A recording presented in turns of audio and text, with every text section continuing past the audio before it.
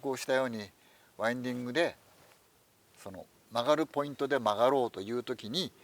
大きな助けになるブレーキのリリースで曲がるってやつ、前にやりましたよね。前にやりましたね。ちょっと私が結構うまく乗れたんじゃないかの回ですね。かなりやってましたよ。そうですよね。かなりやってた、パイロンのところできちんとね、そこでターンできてたんで、であれを応用するんですけど、やっとここでただね、あれだけ練習するとなかなか難しいんですよ。で、今回は、そういう意味ではもうちょっと分かりやすいやつを間にっていうか加えながら、一番の問題はその曲がるたんびに実はその緩かったりちゃんと早く曲がんなかったり、鋭く曲がんなかったり、そうなんですよ。やるたび違っちゃう、まちまちになるのを、ブレーキでいつも同じようにしましょうということなんで、で大事なことはそのタイミング、はいここですよっていうここのタイミングっていうそのタイミングの方が大事なんで、じゃあそのタイミングの今日は実践をそうです、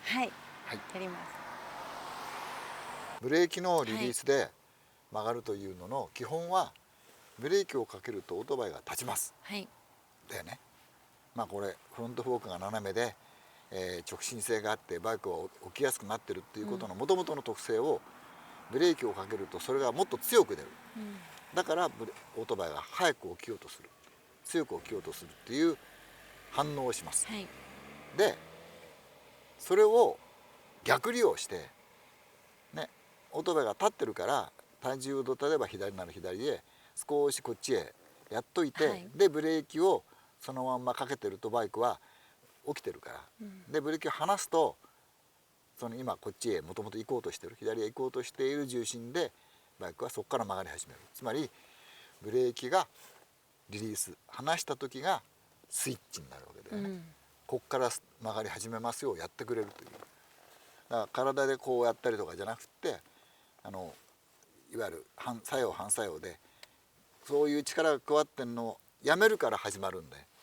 という意味でのスイッチ、間違いなくタイミングそのまんまそこでやってくれるってことが始まるわけですね。ブレーキをかけました、かけた状態のままにしてかけました。でかけるとバイクが少しこうグーッと起きてきます。離しながらグイ、そうだ、離しながら腰をそう曲がるとこへ来たら、手前からブレーキをかける、ずらしといて離した時にバーンといく。やってみないと分かんないよね。でもイメージすごいつかめました。これね意外に早いから、こうなってもっと早くやるよ。じゃあ離しといて、ブレーキを曲がるとこに来ました。かけたよっと。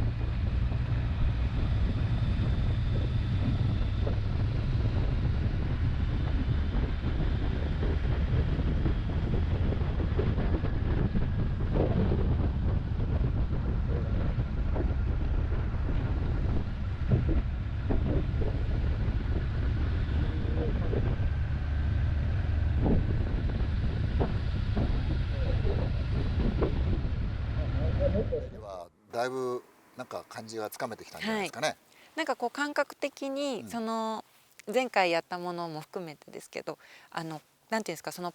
曲がるポイントというかポイントに行った時にそのさっき教えていただいたブレーキリリースをやって体重乗せるっていうのを意識するとすごいやっぱりスムーズに、でバイクがすごいなんていうんですかね、ふわっと起きるのが感覚的につかめるっていう。はい、なのでなんか今までの中で一番カーブ曲がるの安心感がありました。忘れてほしくないのは、あれってここっていう場所をあれで決めてられるんだよ。だから、行った時にアウト行ってんのに外まで行ってて怖くないじゃない、ブレーキ使ってるから。なんで、ね、今までは、そこで曲がるかどうか分かんなかったから、そうだからどこで曲がったらいいかも分からなかったので、なんかこうねカーブの角度とかが分かってもなかなかスピードも出しづらくっていうところだったんですけど、逆に急なカーブほどしっかりブレーキをした方が、バイクの起きも速いですし、なんていうんですか、ゆっくり入ると逆に不安定になるなんていう、バイク本来そうなのかもしれないですけど、ちょっとこう気持ち早めにイナーシャというか慣性力があって、その方が慣性力を離したりとか、極端なこと言うとオートバイを不安定にした方が曲がるからね、でそれをまた安定に戻したりとかっていうことの繰り返しなんですね。その不安定な瞬間を使って曲がってるんですよ。レースも全部そうなんだけど、実はこういうのを、すごくキャリアのある人たちは向き替えというんだよ。向き替えって、そう、バイクがこう走ってるやつを今度向こうへ、要するに徐々に曲がっていくんじゃなくて、はっきりくの字に曲がっていくみたいな。でもそのぐらい曲がってたでしょ。結構角度つけてというか、というのができるようになると、これからはいそこで曲がります、はいあそこで曲がりますができるようになるのね。そうするともっときちんとこの見えてるところで、例えば次またカーブが途中で曲がってるって言ったら、余裕でだったら一回ブレーキで起こしてから曲がり直そうができるんだ。なんか今回もなんかこう結構急なカーブのところとかでもそう自分でこう調節ができるじゃないですか。一回起こしてじゃあもうちょっと足りないからもう一回行こうみたいな、そういうのがすごい今回分かったので、今までは怖いと思いながら曲がってましたけど、自分で言ってること分かってる、分かってます。めちゃめちゃ自分で管理して走ってるじゃん。なんかそれが結構自分の中ですごい嬉しいというか、気をつけてほしいのは、まだね10回に5回はできてるけど、たまに10回に3回になってる。常に初心をあれできてないぞみたいな。なんでただ間違いなく自分でうまくいったいかない、今のはできたできてないは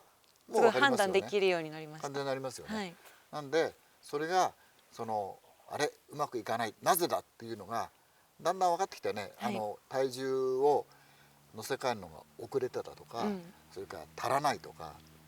分かってましたよね。理由がなんかこう自分の中で明確になったので、なんかそれすごい進歩かなと。ということなんで、これからもうちょっと他のことを組み合わせやるんで、これから、そのトラクション加速をして、例のね加速で曲がるみたいなのをやりましたよね。ああいうのとか、あと今度ギアを選ばなきゃいけない、カーブで実は曲がりながらシフトアップもできなきゃいけない、というのにまた戻っていくので、でこれが全部駆使できるようになってくると、今持っているマージンがさらに上がるんですね。だから最初でやったことを、今ここでこうどんどん積み上げていくっていう形で、実際のこう実用シーンの中で取り入れていくと、さらになんとかなマージンがあってなおかつ楽しいでね、分かったと思うけど、